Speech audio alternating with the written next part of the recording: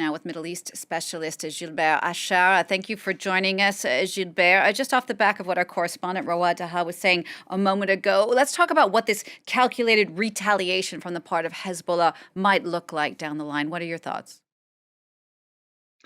Oh, very difficult to tell. I can't imagine anything in this regard. And this isn't the first time that Hezbollah promises that there will be a strong retaliation, but without really seeing anything corresponding to it.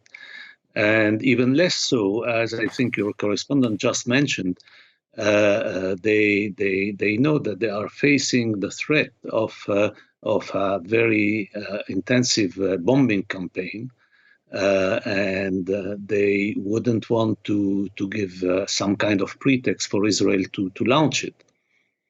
Is there a risk for Hezbollah, so to speak? Could it see what's been its almost symbolic support for Hamas backfiring it by perhaps providing Israel with some sort of pretext for a larger aggression against it? Yes, absolutely. They are. I mean, it has definitely backfired. I mean, this way of doing it just within limits and trying to appear as bringing some kind of support to the Gazans and to Hamas in particular, while not engaging fully, not using the whole range of weapons and missiles and rockets that Hezbollah has, especially the long-range ones. This is now turning against them in the sense that, they missed the opportunity of, if you want, forcing Israel to fight, a major war on two fronts. Israel bombed completely flattened most of Gaza. And now Israel is in a position to stop its intensive bombing campaign in Gaza, turn in Gaza into a lower intensity kind of war, and now threatening Lebanon of an intensive bombing campaign. And they are demanding that Hezbollah withdraws to north of the Litani, that is some 10 kilometers north of the border.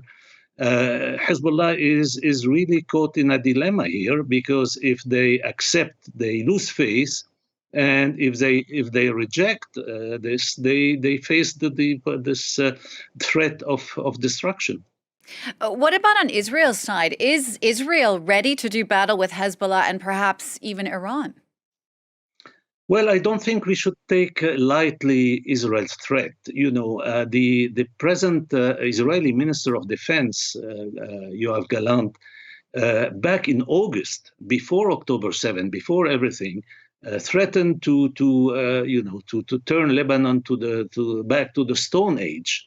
I mean, he used exactly this formula, threatening Hezbollah in particular because of Hezbollah's military advances towards the border.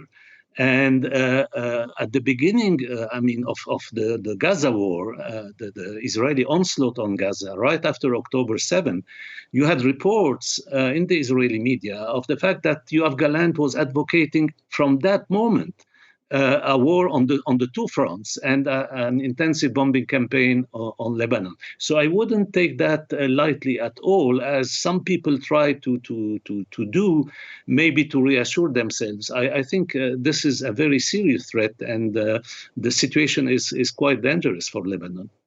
And it is so serious that the French president, Emmanuel Macron, has called on Israel to avoid escalation in its war with Hamas, particularly, in his words, in Lebanon. How worried is the international community about these latest developments and this eventual spillover? Well, they are worried, of course. France is worried because also of its historical relation with Lebanon. But the fact is that the United States, when we say international community, the most important here is the United States of America.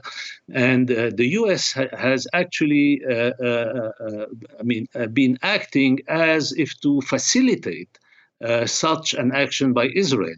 The deployment of U.S. naval forces in the Eastern Mediterranean it was a clear sign that the United States was there to cover Israel in its war on Gaza, and possibly a retaliation also, or a new war on Lebanon. I mean, it has been pointed to the fact that the senior Hamas leader who has been assassinated in Beirut yesterday was someone wanted by the United States, with a price, with a ransom, a reward put on his face. So, I mean, yes, the